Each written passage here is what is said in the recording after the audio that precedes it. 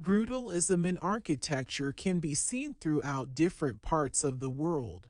It was a term used to describe ideas and theories in Great Britain from 1950 to 1960, which included unique features that are also viewed as cold or soulless.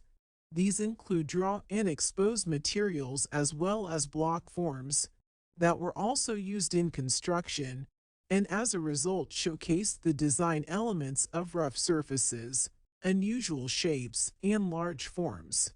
Brutalists place heavy emphasis on the exposure of structural materials, showcasing the raw materials and structure throughout the building's footprint.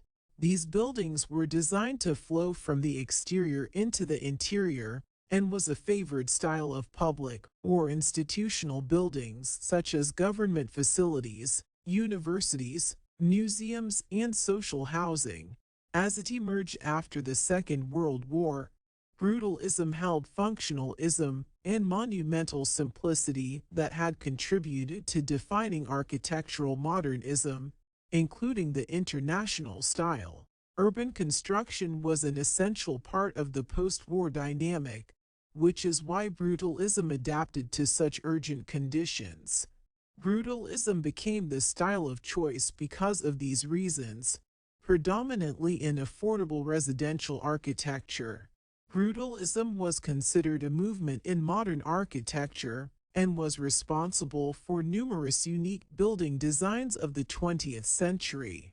The beginning of the Brutalism era started off with the secondary school in Norfolk, England, designed by Peter and Alison Smithson.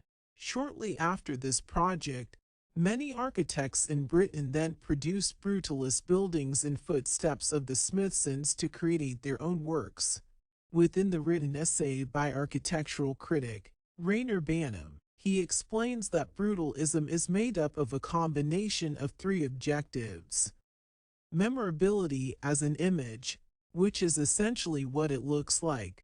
Clear exhibition of structure, which is the displayed structural skeleton on how a building is made, and the valuation of material as found, which is a clear indication of what materials the building is made up of.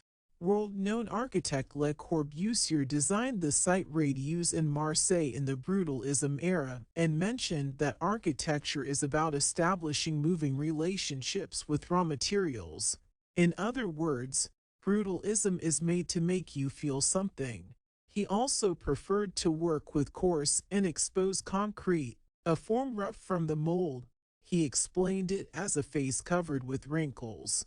The Western City Gate, known as the Trellic Tower, is located in the capital city of Serbia, Belgrade.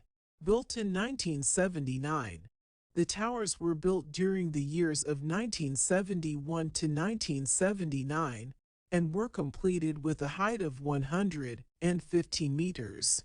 The Western City Gate consists of two towers and was designed by Mihailo Mitrovic to resemble a high-rise gate to greet the public arriving into the city of Belgrade, which is what makes it one of Belgrade's iconic buildings. Mihailo was a chief design at the Serbian Institute for Urban Planning and was given the task to design a building used for the district's offices. After providing a concept of the two towers, the building of the towers commenced into what it is today. As they are not of equal height, the lower was used by the state-owned Genex company, leaving the higher tower used as residential units. The two towers are connected by a two-story bridge at the top of the building that was created to benefit residents to move between the towers in case of a fire especially. The main feature of the building is a rotunda which grows from the building connecting the two towers. In the rotunda, Mitrovic placed a restaurant which was designed to rotate but was not successful as the mechanism was never successfully installed. The building has a geometric and solid form, showcasing the genuine architecture of brutalism by the use of raw materials and other elements of structuralism and constructivism. The Western City Gate Tower can often be compared to the Trellic Tower as they have resemblance. The Trellic Tower was designed by architect Erno Goldfinger and completed in 1972.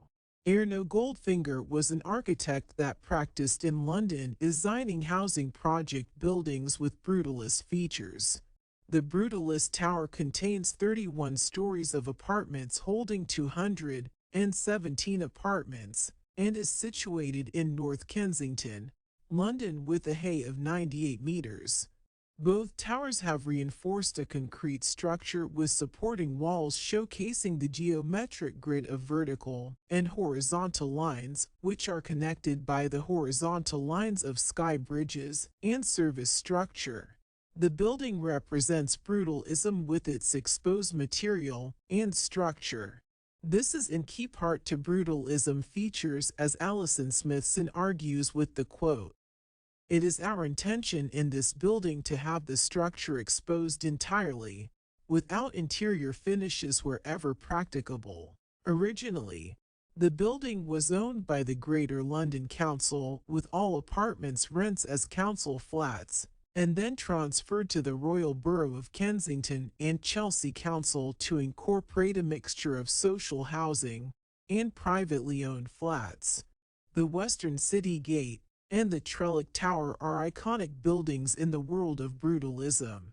They often resemble each other and share multiple aspects of brutalism. These towers are comparable to Le Corbusier's way of design, with the steps taken to incorporate simple and grid-like structures on the exterior of the buildings as seen on Le Corbusier's Unite d'Habitation. Along with this, Kenneth Frampton suggested that brutalism is both iconic and troubling. His argument supports that although brutalist aesthetics are iconic because it is unique and bold, but controversial as it's more of an greater approach instead of a stylistic preference. Brutalism will always be recognized as a bold and confronting approach to architecture, but without brutalism, the iconic buildings we all know and are intrigued by would not exist.